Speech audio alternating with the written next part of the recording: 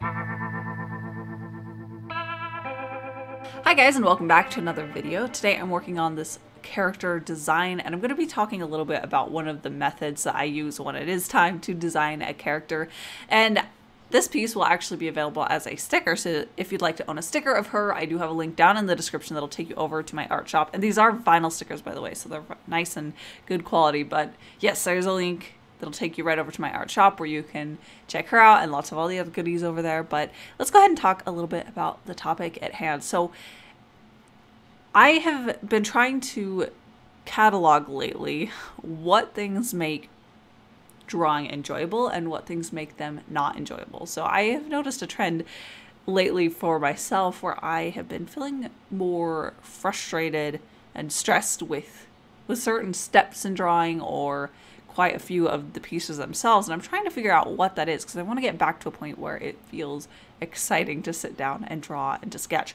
And one of the things that I kind of fell into remembering while I was working on this is that I used to love just sitting down and creating a character slowly while I was working on her.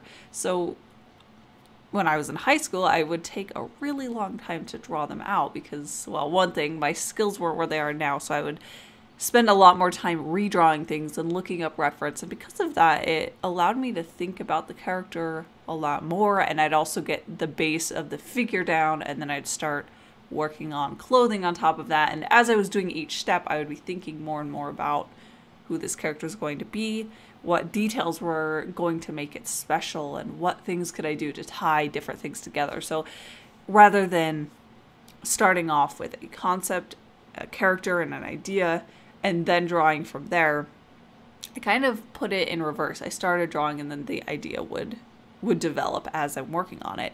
And I wanted to try that again, so that's what I'm doing today. I definitely do it every once in a while, and I found that that's really when I enjoy it the most. I've found that when I'm trying to make sure that I have a good idea before I start drawing a character, I waste a lot more time looking at references and other artists, hoping that an idea will spark for me and that'll have this perfect little thought, and then I'll be able to sit down and make it a reality and draw it out. And the thing is that pretty much never happens. I just spend a long time looking at a lot of stuff, and then it gets more and more frustrating because I haven't drawn anything yet.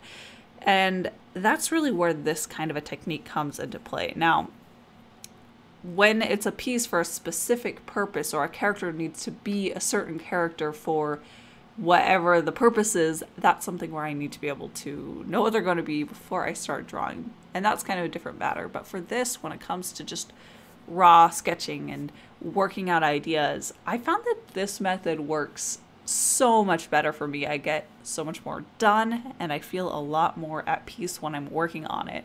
And I'd love to hear, what techniques do you use when you're creating new characters? Do you like to make sure that you have them completely figured out, you know their backstory and all their details, and then you just sit down and create them? Or do you like to explore them as you're working on them in a way that I kind of like to do it? I would love to hear that, because it is really interesting how completely different artists need to change their method to be able to suit how they think and how they work and their own problems and their own solutions. So I would love to hear all that.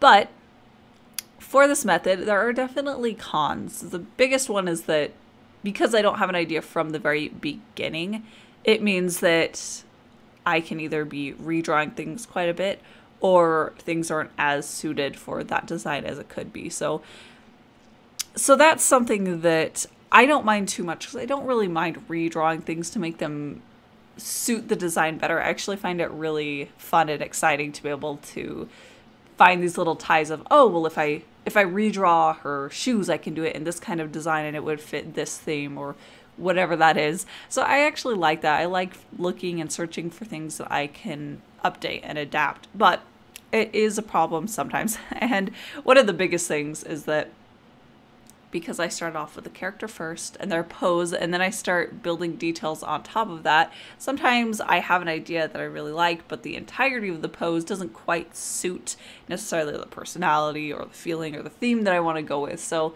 that is one of the cons, is that is that you kind of have to work through certain things over and over again, and some things just aren't as well suited.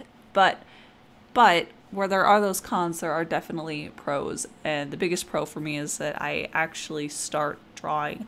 That is one thing that I found that keeps me from drawing nearly as much as I would like. And it's this fear that I'm going to not come up with a good idea, or the fact that I can't come up with any ideas, and I feel almost like I have like artist's block, where I just can't come up with something great before I start. So I just keep looking and I just keep thinking and I don't start. So this allows me to actually get something done.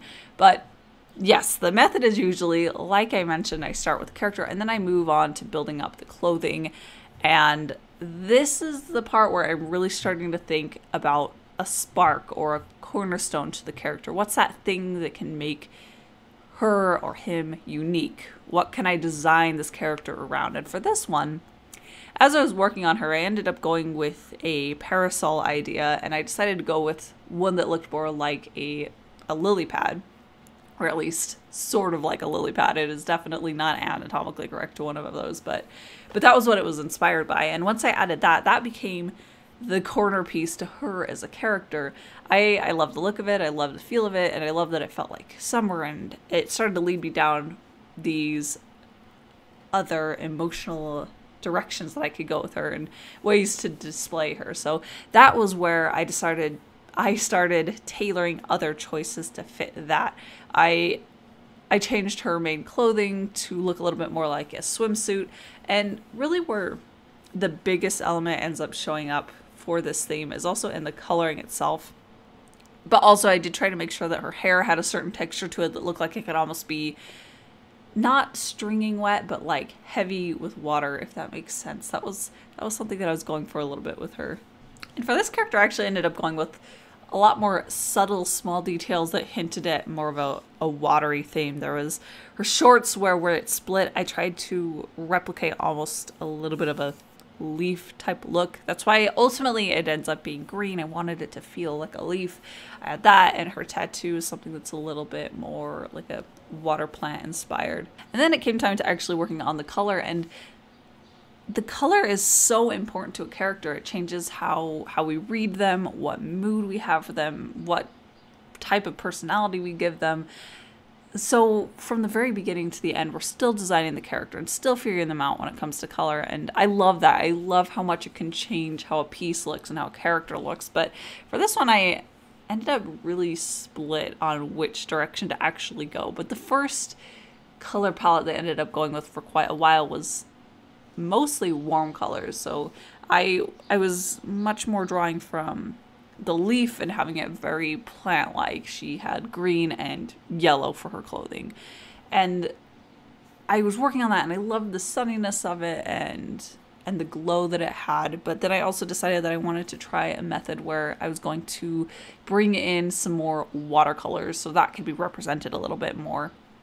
And I did end up doing something that has blue tights, and she has more of this desaturated darker teal color for her hair, and I really like that one too. I like that it had a little bit more of a fantastical feel to it, if that makes sense. But I also like too about more of the cool color palette that I ended up doing, and you actually won't see any of that, I don't think, because I forgot to record it. But I like that it felt like there was the lily pad on top, and then she also had a lot more blues in it, like she was part of the water represented below it.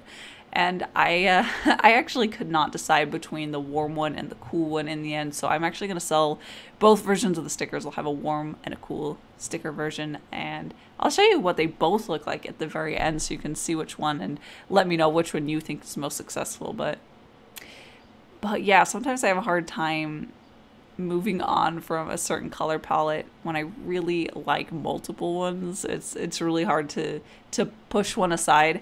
I found that when that does happen, the best thing, when I can't actually have multiple versions of the final, the best thing I can do is take note of it and then plan out a piece that will use that color palette, something that has that connection to it, and from the beginning to the end it's designed around that color palette. And I find that actually really jumpstarts what I'm trying to work on, and it makes me really excited for the next piece.